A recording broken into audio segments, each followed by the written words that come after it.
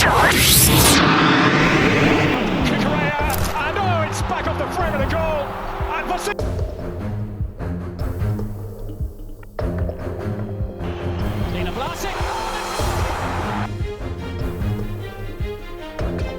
punya sumber daya, pernah jadi pusat perdagangan budak, kini mengguncang Piala Dunia. Kisah gila Cape Verde. Pernahkah Anda membayangkan bahwa sebuah negara kecil yang bahkan tidak memiliki penduduk asli yang pernah menjadi simbol salah satu tragedi kemanusiaan terbesar dalam sejarah dunia, kini mampu membuat raksasa-raksasa sepak bola dunia frustrasi di panggung terbesar olahraga, terdengar seperti cerita film. Namun, inilah kenyataannya. Di tengah luasnya Samudra Atlantik, jauh dari sorotan dunia, berdiri sebuah negara kepulauan bernama Cape Verde. Sebuah negara yang luasnya lebih kecil dari banyak kabupaten di Indonesia. Sebuah negara dengan populasi hanya sekitar 525.000 jiwa. Sebuah negara yang selama puluhan tahun nyaris tidak pernah masuk pembahasan sepak bola dunia. Namun, kini, nama mereka menggema di seluruh planet. Mereka lolos ke Piala Dunia untuk pertama kalinya dalam sejarah. Mereka menahan imbang Spanyol. Mereka membuat Uruguay kesulitan. Dan yang lebih mengejutkan lagi, mereka mulai membuat dunia percaya bahwa keajaiban benar-benar bisa terjadi. Tapi, tunggu dulu, untuk memahami betapa luar biasanya pencapaian ini, kita harus kembali jauh ke belakang. Jauh sebelum stadion penuh penonton. Jauh sebelum sepak bola menjadi bahasa universal. Kita harus kembali ke masa ketika pulau-pulau ini bahkan belum memiliki manusia yang tinggal di sana. Tidak banyak yang menyadari bahwa Cape Verde adalah salah satu negara paling unik di muka bumi. Berbeda dengan hampir seluruh negara di Afrika yang memiliki sejarah ribuan tahun, kepulauan ini awalnya benar-benar kosong. Tidak ada kerajaan, tidak ada suku asli, tidak ada peradaban kuno, hanya pulau-pulau vulkanik yang dihuni burung migrasi dan kehidupan laut. Semuanya berubah pada abad ke-15, ketika bangsa Portugis menjelajahi samudra demi mencari jalur perdagangan baru. Sekitar tahun 1456, para pelaut Portugis menemukan kepulauan ini. Mungkin saat itu mereka tidak menyadari bahwa penemuan tersebut akan mengubah sejarah dunia. Beberapa tahun kemudian, Portugis membangun pemukiman permanen pertama di Pulau Santiago. Lahirlah Cidade Velha, kota kolonial Eropa pertama di wilayah tropis Afrika. Jangan lupa like, comment, subscribe, dan aktifkan lonceng notifikasi untuk update berita sepak bola terbaru setiap hari. Letaknya yang strategis membuat Cape Verde berubah menjadi stasiun penting bagi kapal-kapal yang berlayar antara Eropa, Afrika, dan Amerika. Namun, di balik pertumbuhan ekonomi tersebut, tersimpan babak paling kelam dalam sejarah negara ini. Cape Verde berubah menjadi salah satu pusat perdagangan budak terbesar di dunia Atlantik. Jutaan manusia Afrika dipaksa meninggalkan tanah kelahiran mereka. Mereka ditangkap, dirantai, dipisahkan dari keluarga, lalu dibawa ke pulau-pulau ini sebelum dikirim ke Amerika. Disinilah semuanya berubah.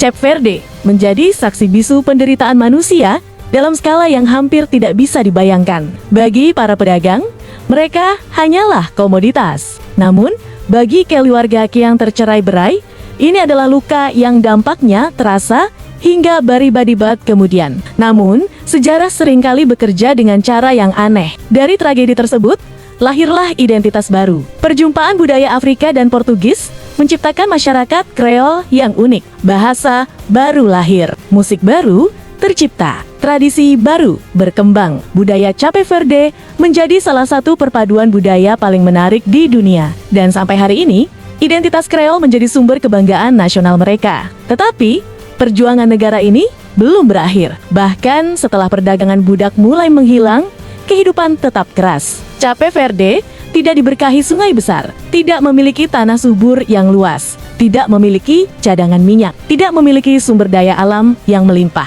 Kekeringan demi kekeringan melanda. Kelaparan menghantam kepulauan ini berkali-kali. Ribuan orang meninggal. Banyak keluarga kehilangan segalanya. Karena tidak melihat masa depan di tanah kelahiran mereka, gelombang emigrasi besar-besaran pun terjadi. Masyarakat Cape Verde menyebar ke Portugal, Amerika Serikat, Prancis, Belanda, hingga berbagai negara lainnya. Dan inilah fakta yang luar biasa.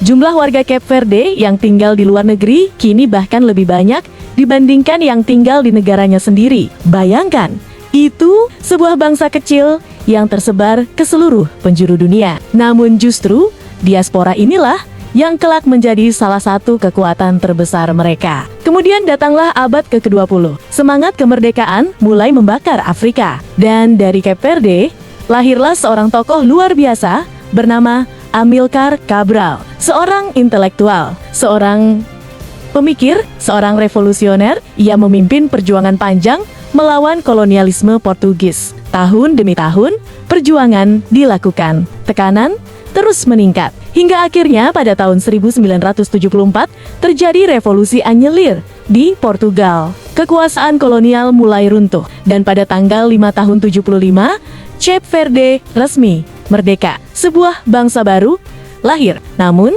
kemerdekaan hanyalah awal. Karena setelah penjajah pergi, muncul pertanyaan yang jauh lebih sulit. Bagaimana cara membangun negara tanpa sumber daya? Bagaimana cara bersaing dengan negara-negara yang jauh lebih kaya? Bagaimana cara bertahan hidup? Jawaban mereka ternyata sederhana: pendidikan manusia dan demokrasi. Alih-alih bergantung pada kekayaan alam, pemerintah memilih berinvestasi pada rakyatnya. Sekolah dibangun, layanan kesehatan diperbaiki, institusi demokrasi diperkuat, dan hasilnya perlahan mulai terlihat. Cape Verde berkembang menjadi salah satu negara paling stabil di Afrika. Korupsi relatif rendah. Pemilu berlangsung damai. Pergantian kekuasaan berjalan demokratis. Negara kecil ini melakukan sesuatu yang gagal dilakukan banyak negara yang jauh lebih kaya. Dan inilah yang membuat cerita mereka begitu luar biasa. Karena keberhasilan mereka tidak dibangun di atas minyak, tidak dibangun di atas emas, tidak dibangun di atas kekayaan alam, tetapi dibangun di atas kualitas manusianya. Lalu datanglah sepak bola, olahraga yang dicintai seluruh rakyat Cape Verde. Selama bertahun-tahun, mereka hanyalah tim kecil yang sering diremehkan. Negara-negara besar Afrika seperti Mesir, Maroko, Kamerun, Ghana, dan Nigeria selalu menjadi pusat perhatian. Sementara Cape Verde hanya menjadi catatan kaki. Atau setidaknya begitulah dunia melihat mereka. Namun, kenyataannya jauh lebih gila dari yang dibayangkan. Perlahan mereka mulai berkembang. Mereka mulai menghasilkan pemain-pemain yang bermain di berbagai liga dunia. Mungkin bukan superstar global, mungkin bukan pemain dengan harga ratusan juta euro, tetapi mereka memiliki sesuatu yang jauh lebih berharga: mentalitas, semangat, juang, dan identitas yang kuat. Lalu tibalah kualifikasi Piala Dunia ke 2026 saat banyak orang bahkan tidak memperhitungkan mereka. Cape Verde mulai menulis sejarah.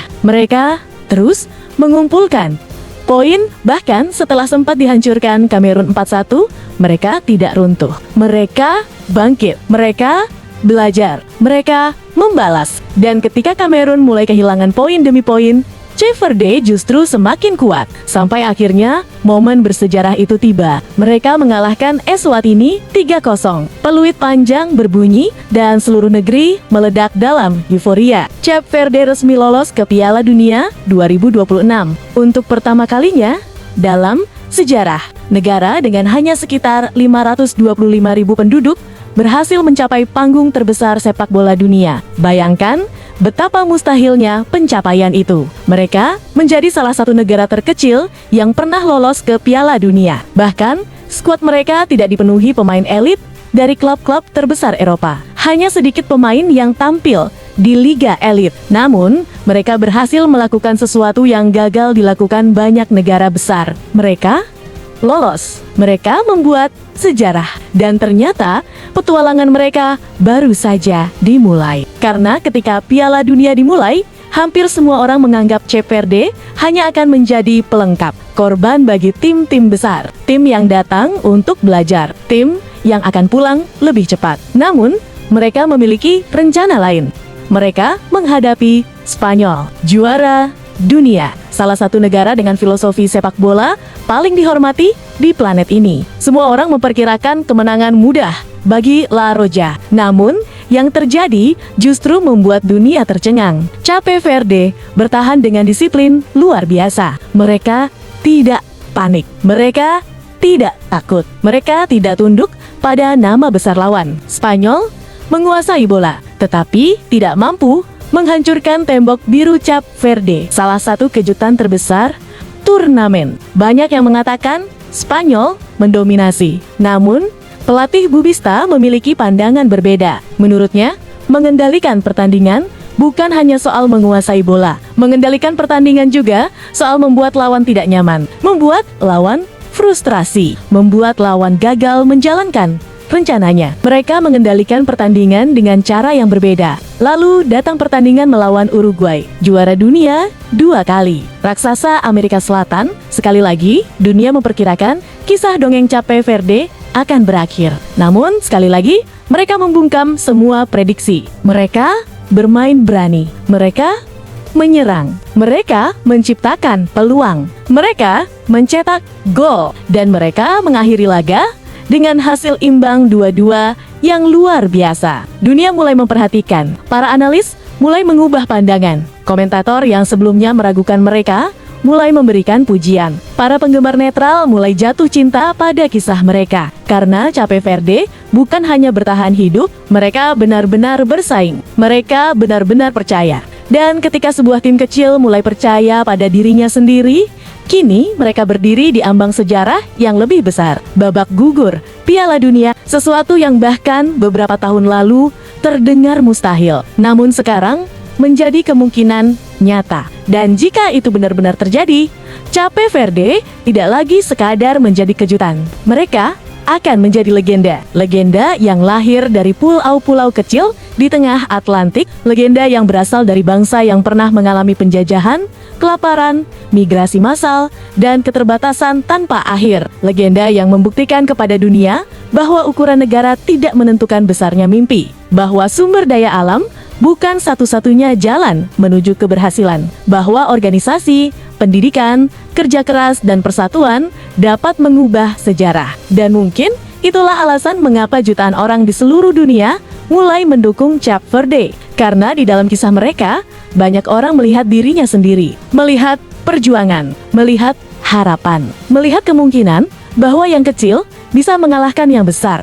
Kini pertanyaannya bukan lagi apakah Cape Verde layak berada di Piala Dunia, mereka sudah membuktikannya. Pertanyaan sebenarnya adalah, seberapa jauh kisah luar biasa ini akan berlanjut? Apakah Cape Verde akan menciptakan salah satu dongeng terbesar dalam sejarah sepak bola dunia? Ataukah perjalanan menakjubkan mereka akan berhenti tepat sebelum keajaiban terbesar terjadi? Tuliskan pendapat Anda di kolom komentar. Karena satu hal sudah pasti, dunia mungkin baru saja menyaksikan lahirnya legenda baru bernama Cape Verde.